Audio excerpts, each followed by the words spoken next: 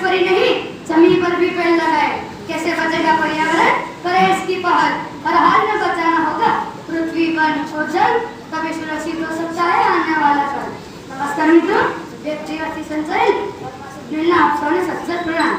હું હમણાં જ બોલ્યો કે બે પરિવારથી સંચાયેલ પહેલો પરિવાર તો ખબર પડે કે આપણા માતા પિતા ભાઈ બહેન, પણ બીજો પરિવાર કયો? મિત્રો, આપણે બધા બે પરિવારથી સંચાયેલા છીએ અને આપણું પર્યાવરણ તે આપણો બીજો પરિવાર છે। એક પરિવાર કે જેના માટે આપણે જીવીએ છીએ અને બીજો પરિવાર કે જેના કારણે આપણે જીવીએ છીએ અને આ બંને પરિવાર આપણા માટે ખૂબ જ મહત્વના છે। પર્યાવરણના દરેક તત્વોના કારણે આપણે જીવીએ છીએ અને એટલે જ આજે મારા વક્તવ્યનો વિષય પણ છે સ્વાસ્થ્ય અને પર્યાવરણ।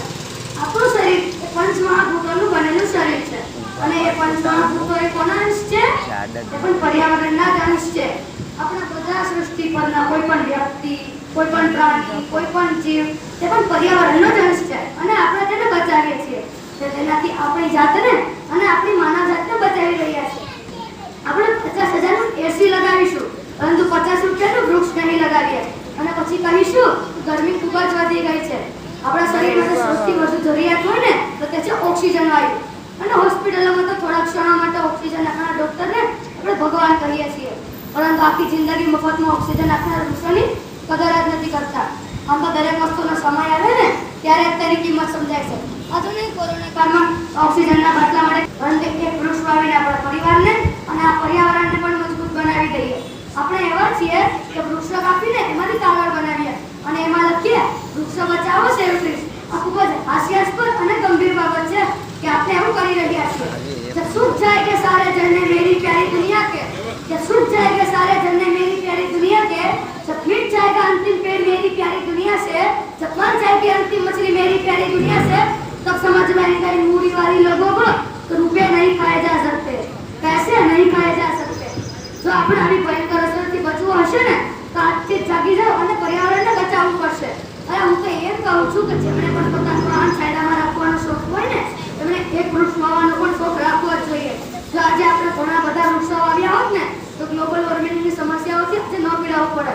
ફેસબુક અને ઇન્સ્ટાગ્રામમાં એક ફોટો અપલોડ કરવાની બદલે એક વૃક્ષ અપલોડ કરીને જુઓ ને, વાદળનું ટોળું આવશે લાઈક કરવા માટે અને કોમેન્ટ સ્વરૂપે વરસાદ આવીને જશે અને હરિયાળી પૃથ્વી હજુ હરિયાળી થઈ જશે।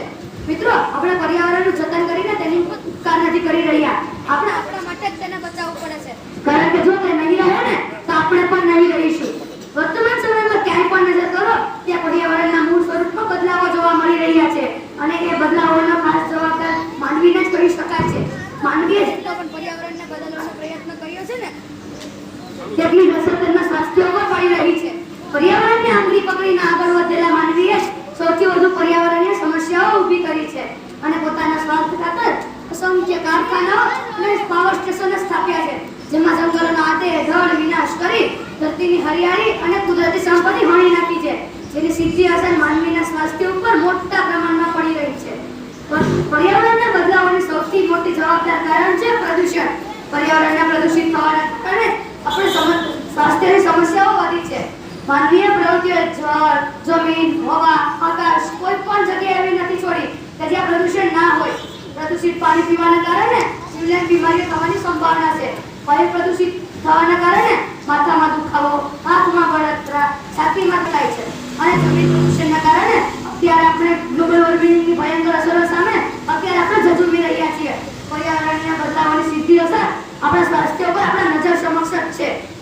કોરોનાથી લઈને કેન્સર સુધીની જીવલેણ બીમારીઓનો ભોગ માનવી તો બની જ રહ્યો છે, જેમાં વૃદ્ધો અને યુવાનો તો ખરી, પણ આપણા જેવા નાના ભૂલકાઓ જેમણે હજુ ઉડવાનું પણ શરૂ નથી કર્યું ને તેમણે પણ દવાખાના રૂપી પાંજરામાં પૂરાઈ જવું પડે છે।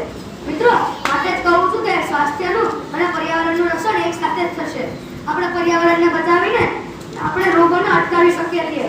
તો ચાલો આજથી જ આપણે આપણા માટે આપણા ભવિષ્યની પેઢીઓ માટે સ્વસ્થ બધા સાથે મળી આપણી ધરતીને હરિયાળી, સ્વચ્છ અને સ્વસ્થ બનાવીએ। અંતે તો એટલું જ કહીશ કે पेड़ हमारे मित्र है, पेड़ हमारी शान, पेड़ हमारे मित्र है, पेड़ हमारी शान, पेड़ की रक्षा करने में ही है हम सबकी जान, पेड़ की रक्षा करने में ही है हम सबकी जान। बहुत हुई नादानी आप समझने का प्रयास करते हैं, नई सदी ये पूछ रही कि काम कौन सा है, तकदीर कह रही कि सिर्फ पेड़ लगाओ एक। रवि कह रही कि सिर्फ पेड़ लगाओ